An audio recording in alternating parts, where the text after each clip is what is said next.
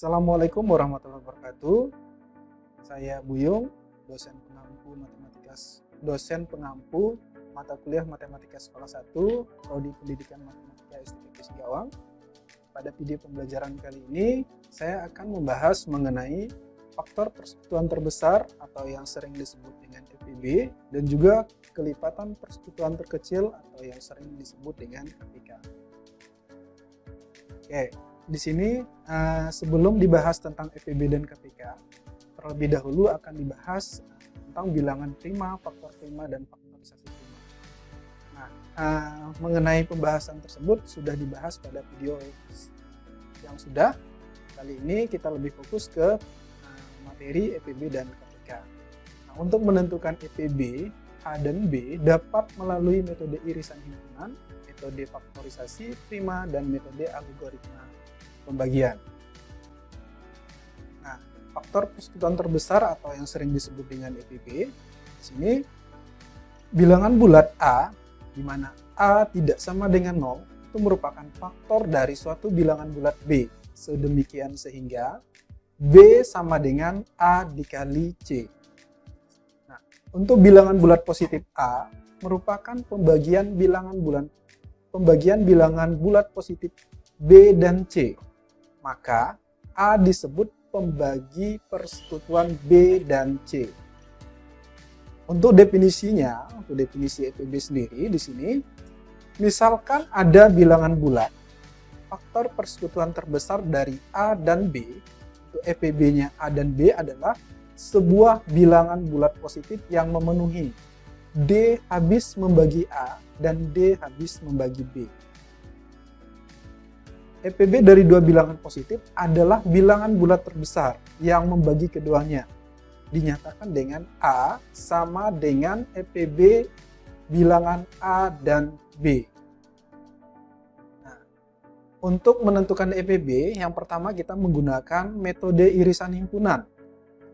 Metode irisan himpunan ini dapat dilakukan dengan mendaftarkan semua bilangan dari himpunan faktor atau pembagian positif dari dua bilangan, kemudian tentukan himpunan sekutunya.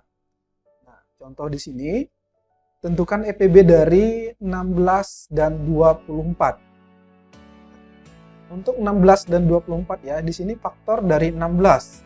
Kita ambil bilangan di bawah 16 yaitu ada 1, 2, 4, 8, dan 16. Nah, untuk 24 sendiri, ya, kita ambil bilangan persekutuannya yang di bawah 24 ada 1, 2, 3, 4, 6, 8, 12, dan 24. Nah, faktor dari 16 dan 24 adalah di sini kita lihat bilangan yang sama ya. Di sini ada 1 dan 1. Di sini ada 2 dan 2. Nah, di sini ada 4 dan 4, 8 dan 8. Yang tidak sama atau yang tidak ada bilangan di sini berarti tidak diambil. Jadi faktor dari 16 dan 24 adalah 1, 2, 4, dan 8. Nah, jadi FPB dari 16 dan 24 kita ambil bilangan yang terbesar yaitu 8. Di bilangan yang sama kita urutkan dulu. Setelah kita dapatkan bilangan yang sama, kita ambil bilangan yang paling besar. Itu kalau di sini yaitu 8. Jadi dengan metode irisan himpunan ini kita menghimpun dulu anggota-anggota yang ada di dalam bilangan tersebut. Setelah itu kita tentukan bilangan yang sama. Setelah itu kita ambil bilangan yang besar. Oke, itu metode irisan himpunan. Nah, metode yang kedua menggunakan faktorisasi prima. Metode faktorisasi prima dapat dilakukan dengan cara menentukan faktorisasi prima dari dua bilangan atau lebih. Lalu tentukan faktor persekutuan primanya. FPB dari dua bilangan atau lebih adalah hasil kali faktor-faktor sekutu. Jadi dikalikan ya, di mana yang dipilih adalah bilangan dengan pangkat terendah. Ingat ya, bilangan pangkat terendah antara hasil faktorisasi prima dan bilangan tersebut. Di sini saya berikan contoh, tentukan FPB dari 300 dan 378. Nah, kita tentukan dulu faktornya ya, faktor dari 300 kemarin sudah dibahas mengenai pohon faktor ya. Didapatlah 2 pangkat 2, 3, dan 5 pangkat 2. Begitu juga dengan bilangan 378. Di sini ada faktornya 2, 3 pangkat 3, dan 7. Nah, setelah kita menyusunkan faktornya, kita ambil faktor yang sama pangkatnya. Maksudnya kita ambil faktor yang sama dengan pangkat yang paling rendah. Nah, di sini ada 2. Jadi kita ambil yang paling rendah yaitu 2. Di sini sudah saya tunjukkan. Di sini ada faktornya 3 sama 3. Kita ambil yang Oke, sehingga faktor persekutuan prima dari faktorisasi prima tersebut adalah 2 dan 3. Jadi EPB dari 300 dan 378 adalah tinggal dikalikan saja sesuai dengan definisi di sini, hasil kali faktor sekutunya yaitu 2 dikali 3 hasilnya 6. Jadi EPB dari 300 dan 378 itu adalah 6. Oke, contoh lain untuk menggunakan metode yang kedua tadi. Di sini Tini berencana menghiasi figur produksi miliknya dengan manik-manik. Setelah dikumpulkan ternyata Tini memiliki 96 manik-manik kuning, 120 manik-manik merah, dan 108 manik-manik ungu, 72 manik-manik biru. Jadi di sini ditanyakan berapa figur yang dapat diproduksi oleh Tini dengan banyak manik-manik dan warna yang sama. Di sini kita cari warna yang sama ya. Nah, solusi dari pernyataan tersebut adalah yaitu mencari EPB dari 96, 120, 108, dan 72. Di sini untuk menentukan EPB-nya ini saya merahkan 96, 120, 108, dan 72. Nah, mengapa EPB? Nah, di sini karena ini akan membagi manik-maniknya untuk setiap figuran. Jadi dicari yang samanya. Jadi ada berapa warna nanti yang sama. Di sini faktorisasi primanya setelah menggunakan pohon faktor didapat bahwa 96 itu sama dengan 2 pangkat 5 dikali 3 untuk 120, ada 2 pangkat 3 kali 3 dikali 5 untuk 108, 2 pangkat 2 dikali 3 pangkat 3 untuk 72, 3 pangkat 3 dikali 3 pangkat 2. Ini setelah kita dapat dari menentukan pohon faktor tadi, sudah dapat faktor-faktornya, ambil faktor yang sama dengan pangkat yang paling rendah. Kita lihat di sini faktor yang sama dari setiap bilangan tadi. Nah, kita lihat angka 2. Bilangan 2 ini di setiap bilangan itu ada. Itu 2 pangkat 5, 2 pangkat 3, 2 pangkat 2, dan 2 pangkat 3. Nah, ini adalah faktor yang sama ya. Kita ambil pangkat yang paling rendah. Pangkat yang paling rendah yaitu 2 pangkat 2. Oke, sudah dapat. Terus yang kedua, kita tentukan lagi bilangan di sini. Bilangan 3 di setiap bilangan 96 sampai 72 ini ada semua ya. Di sini kita ambil pangkat yang paling rendahnya. Ambil salah satu di antara bilangan 3 ini, boleh ya. Boleh ini, terserah. Jadi kita ambil pangkat yang paling rendah yaitu 3. Nah, bagaimana dengan 5? Nah, 5 tidak kita gunakan atau tidak kita ambil karena 5 tidak ada di bilangan 96, juga tidak ada di bilangan 108, juga tidak ada di bilangan 72. Jadi yang kita ambil itu faktor yang sama. Faktor yang sama, tapi pangkatnya yang paling rendah. Jadi setelah kita dapatkan yaitu EPB dari 96, 120, 108, dan 72, yaitu 2 pangkat 2 dan 3 ya. Tinggal dikalikan saja karena EPB ini dikalikan. Maka 2 pangkat 2 dikali 3, hasilnya 12. Nah, jadi EPB dari bilangan permasalahan di atas yaitu 12. Maka figur yang dapat diproduksi oleh Tini adalah 12 ya. 12 dari EPB-nya tadi. Nah, untuk setiap figur yang dihiasi oleh 8 manik-manik kuning, 10 manik-manik merah, 9 manik-manik ungu, dan 6 biru. Nah, bilangan ini didapat dari pembagian, jadi 96 dibagi dengan 12. Lah, karena ini adalah manik-manik kuning ya, berarti yang kuning ada 8, 120 dibagi dengan 12, hasilnya 10 untuk manik-manik merah, begitu juga dengan 108 dibagi dengan 12, 9 untuk manik-manik ungu, dan 72 untuk 72 ini manik-manik biru ya, sehingga didapat 6 untuk manik-manik biru. Nah, itu contoh yang kedua. Oke. Selanjutnya kita menggunakan metode algoritma pembagian. Oke. Untuk algoritma pembagian ini ya, bilangan positif A dan B, di mana A lebih besar atau sama dengan B.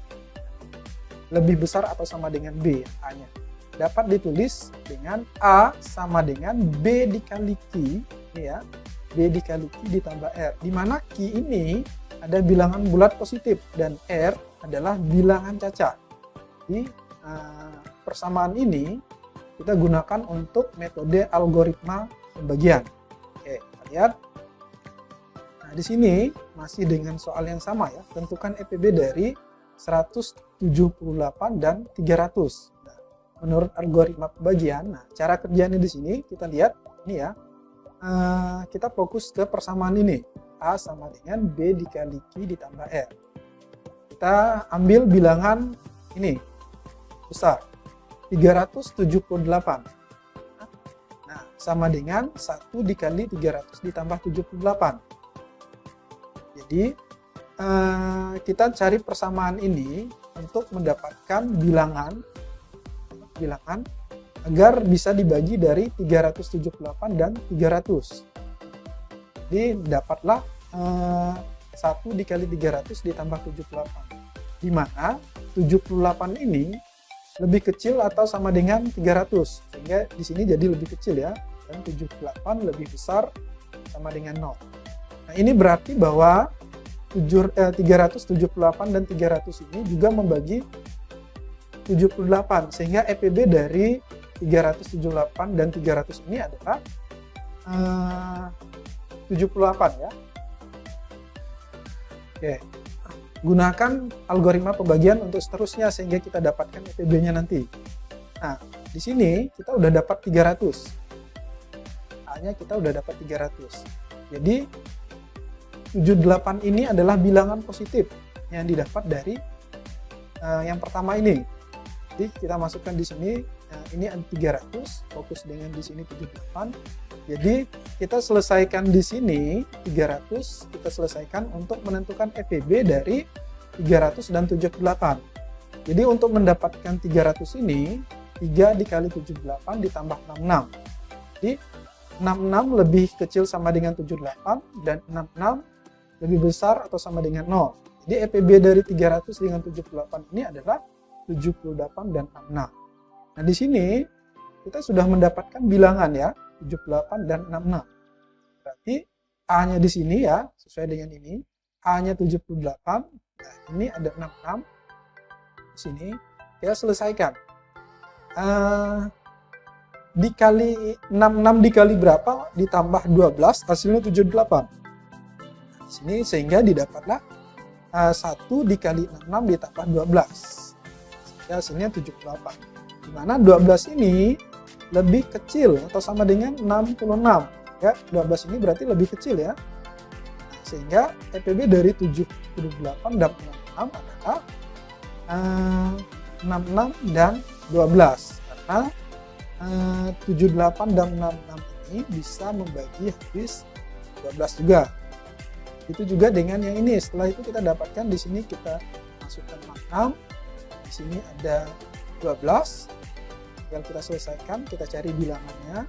Dikali berapa ditambah berapa, nanti hasilnya 66. Sehingga didapatlah 5 dikali 12 ditambah 6. Jadi EPB-nya adalah dari 66 dan 12 adalah 12 dan 6. Sehingga di sini kita masukkan lagi 12 dari sini tadi. 12, sini 6. Dikali berapa ditambah berapa nanti hasilnya 12. Ya, dapatlah bilangan 26. 6 ditambah. Jadi EPB dari 12 dan 6 itu adalah 6. Nah, karena di sini ada 0 berarti tidak perlu disebutkan. Jadi EPB-nya bukan 0 ya. Nah, sehingga didapat bahwa EPB dari 378 dan 300 itu adalah 6. Sama seperti dengan EPB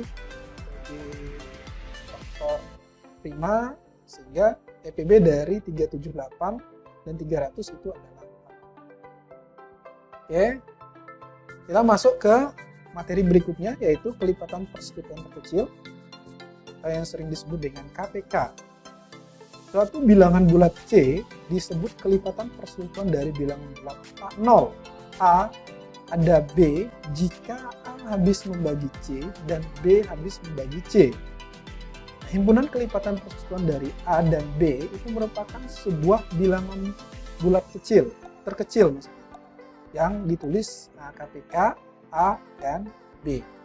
Nah, untuk definisinya, kelipatan persekutuan terkecil dari dua bilangan A0, A dan B, untuk KPK-nya A dan B adalah bilangan bulat kecil M yang memenuhi A habis membagi M dan B habis membagi M. Ya, jadi KPK-nya dari A dan B sama dengan A dikali B per EPB dari A dan B. Oke. Seperti halnya EPB ya, untuk menentukan KPK juga dapat dilakukan dengan metode irisan himpunan dan metode faktorisasi prima. Oke.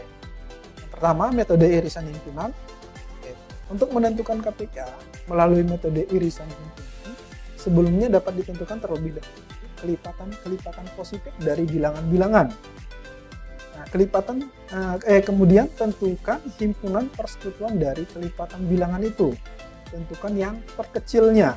Kalau EPB tadi terbesar, sekarang KPK terkecil. Oke, contoh. Tentukan KPK dari 12, 15, dan 20. Oke. Jadi, kelipatan dari 12 ya. Kalau EPB tadi ya, misalnya nih, EPB dari 12, berarti kita menentukan faktornya di bawah 12-nya. Nah, kebalikannya kalau KPK berarti bilangan yang di atas 12. Ya. Sehingga dapat di sini 12, 24, 36, sampai 132 dan seterusnya. Masih banyak lagi ya. Tidak perlu sampai panjang karena tidak ada habisnya. Oke. Sedangkan yang kedua, kelipatan dari 15, ya berarti bilangannya itu yang di atas 15. Kita mulai dari 15, 30, sampai 135, dan seterusnya. Masih banyak lagi bilangan-bilangan yang lain ya. Oke. Selanjutnya, kelipatan dari 20. Sini anggotanya. Kita mulai dari 20, 40, 60, sampai 140, dan seterusnya. Nah, setelah kita dapatkan kelipatan-kelipatan dari 12, 15, dan 20, nah, kita lihat kelipatan persekutuan dari 12, 15, 20, kita lihat yang sama. Nah, yang sama, 12 tidak ada ya, di 15 dan 20 berarti 12 tidak. 24 juga tidak ada.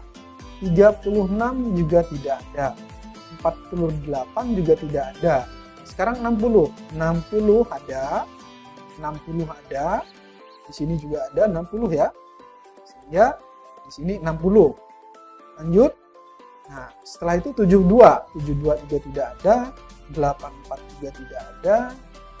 96 juga tidak ada. 108 juga tidak ada. 120. Nah, 120 ini di sini kelipatan 12 ada, di kelipatan 15 juga ada, di kelipatan 20 juga ada. Sehingga 460 dan 120. Dan masih banyak lagi bilangan-bilangan yang lain ya. Masih banyak lagi. Jadi setelah kita dapatkan kelipatan dari 12, 15, dan 20, maka KPK dari 12, 15, 20 hasilnya 60. 60 kita ambil dari bilangan yang sama dari kelipatan 12, 15, dan 20 dan yang paling kecil. Sehingga ditentukan disebut dengan KPK-nya. Oke, itu metode irisan himpunan. Sekarang metode faktorisasi prima. Oke, faktorisasi prima ya. Seperti halnya EPB, metode faktorisasi prima juga dapat digunakan untuk menentukan KPK. Perbedaannya adalah saat menentukan KPK, pilih bilangan dengan pangkat tertinggi. Ya, kalau tadi EPB itu pilih bilangan dengan pangkat terendah. Nah, sedangkan KPK itu pangkat tertinggi. Antara hasil faktorisasi prima dari bilangan-bilangan tersebut. Oke, contoh. Tentukan KPK dari 12, 15, dan 20. Ya, apakah sama metode himpunan tadi dengan metode faktorisasi prima? Sama ya, menentukan KPK-nya. Contohnya sama, 12, 15, dan 20. Nah, untuk menentukan faktorisasi prima dari 12, ya, ini menggunakan power faktor, didapatlah 2 pangkat 2 dikali 3. Untuk 15, 3 kali 5. Untuk 20, 2 pangkat 2 dikali 5. Ambil faktor yang sama dengan pangkat tertinggi dan faktor yang tidak sama ikut dikalikan. Ya, di sini ada perbedaan. Untuk EPB tadi, kalau yang tidak sama itu dihilangkan atau tidak digunakan. Tapi untuk KPK ini digunakan. Sehingga faktor sekutu prima dari faktorisasi prima tersebut adalah 2 dan 3. 2 dan 3. Jadi kita lihat ya KPK-nya dari 12, di sini pangkat tertinggi. Nah, pangkat tertinggi. Di sini sama, boleh pilih salah satu ya. 3, di sini ada 3, kita pilih salah satunya. Dan 5, walaupun tidak ada 3 di sini tapi tetap digunakan. Jadi tinggal dikalikan saja. 2 pangkat 2 dikali 3 dikali 5 sama dengan 60. Jadi KPK-nya adalah 60 ya. Oke, jika kita lihat tadi sini, nah, sama-sama 60 ya. Ternyata menggunakan metode faktorisasi prima hasilnya juga 10. Nah, contoh yang kedua, Rosi mengikuti les matematika setiap 3 hari sekali. Arsya mengikuti les matematika setiap 4 hari sekali. Dan Pinka setiap 6 hari. Mereka bertiga berlatih bersama dengan kedua tanggal 15 Februari 2021. Nah, kapan mereka bertiga berlatih bersama pada tanggal untuk pertama kalinya? Jadi pertanyaan di sini, kapan nih untuk pertama kalinya mereka berlatih les matematika untuk pertama kalinya? Nah, dalam menyelesaikan permasalahan di atas dapat menggunakan konsep KPK. Itu dengan menentukan KPK dari 3, 4, dan 5. Ya, karena di sini ada 3 hari, 4 hari, dan 5 hari. Kelipatan dari 3. Kelipatan dari 3 itu ada 3, 6, 9, 12, 15, 18, 21, 24, 25, dan seterusnya. Masih lagi ya. Sedangkan kelipatan dari 4 ada 4, 8, 12, 16, 20, 24, 28, 32, dan 36. Oke. Kelipatan dari 6 maksud saya ya. Maaf, di sini 6 ya, 6 hari ya, 5. Nah, kelipatan dari 6 ada 6, 12, 18, 24, 30, dan 36, dan 42. Oke, kelipatan dari 3, 4, dan 6 yaitu yang terkecil adalah 24, yang sama ya. Jadi kita lihat yang sama, yang paling kecil itu 24. Oke, sudah dapat ya. Jadi menghitung mundur 24 hari sebelum tanggal 15, karena di sini tadi tanggal 15 mereka berlatih bersama ya. Kita cari tanggal yang pertama. Dari tanggal 15 Februari 2021 sampai akhir bulan Januari 2021 itu sama dengan 15 hari. Di bulan Januari berarti 24 dikurang 5. Hasilnya sama dengan 16 hari. Sebelum tanggal 31 Januari atau menghitung mundur dari akhir bulan Januari yaitu 31 dikurang 19 sama dengan 12 hari. Dari ketiga jadwal les matematika di atas terlihat bahwa mereka berlatih bersama untuk pertama kalinya pada tanggal 12 Januari 2021. Jadi biasanya ini sering ya, soal-soal seperti ini sering keluar. Jadi kita menggunakan KPK. Oke. Di sini saya akan memberikan contoh sedikit pembelajaran matematika untuk materi EPB dan KPK pada menggunakan pendekatan PMR. Oke, di sini di sebuah warung terdapat 15 kue bolu 16 kue timpan. Nah, kue-kue tersebut akan disajikan ke dalam beberapa piring sedemikian sehingga isi tiap piring sama. Oke. Di sini ada dua jenis kue bolu dan kue timpan. 15 kue bolu, 16 kue timpan. Di sini akan dibuat piring-piring yang sama, ya, sehingga ada berapa piring. Banyak kue bolu tiap piring sama, begitu juga dengan kue timpan. Oke. Aktivitas yang pertama, ketika kalian mengajarkan siswa nanti, di konteks soal di atas, kita dapat menyajikan paket-paket kue tersebut ke dalam paket-paket makanan sebagai berikut. Untuk kue timpan disimbolkan dengan huruf T ya, dan kue bolu disimbolkan dengan huruf B. Di sini ada banyak ya, 1-15 paket. Paket 1 artinya, sajian 1 yaitu kuenya terisi 15 dan 60.